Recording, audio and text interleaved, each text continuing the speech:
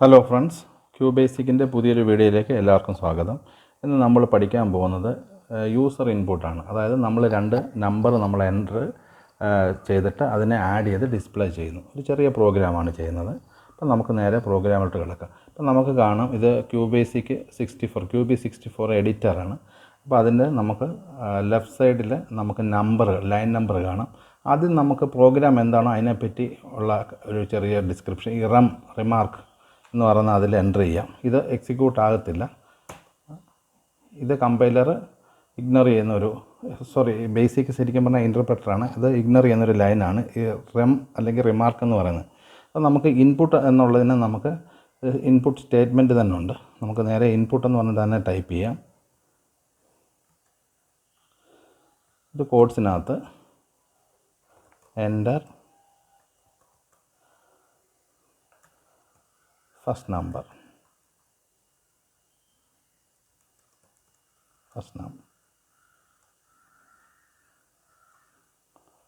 ഒരു കോളൻ ഇട്ട് codes complete ചെയ്യുക.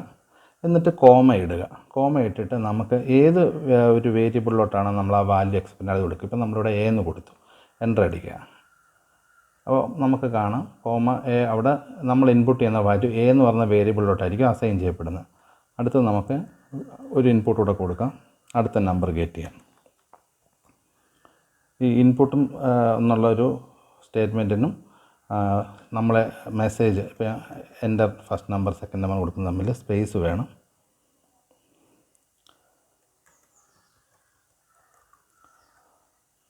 എൻ്റർ സെക്കൻഡ് നമ്പർ എന്ന് കൊടുക്കുന്നു.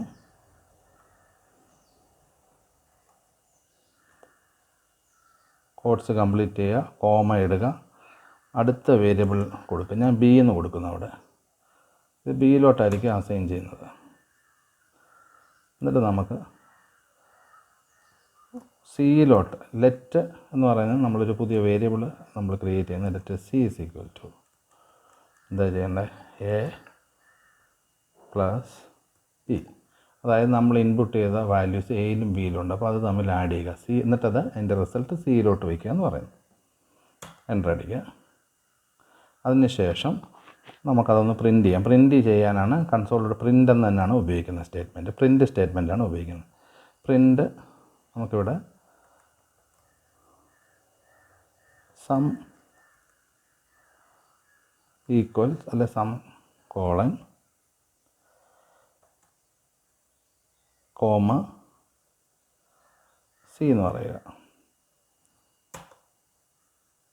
അതിനുശേഷം എൻഡ് എന്ന് കൊടുക്കുക. പ്രോഗ്രാം എൻഡ് ചെയ്യുന്നതിന് എൻഡ് കഴിഞ്ഞു.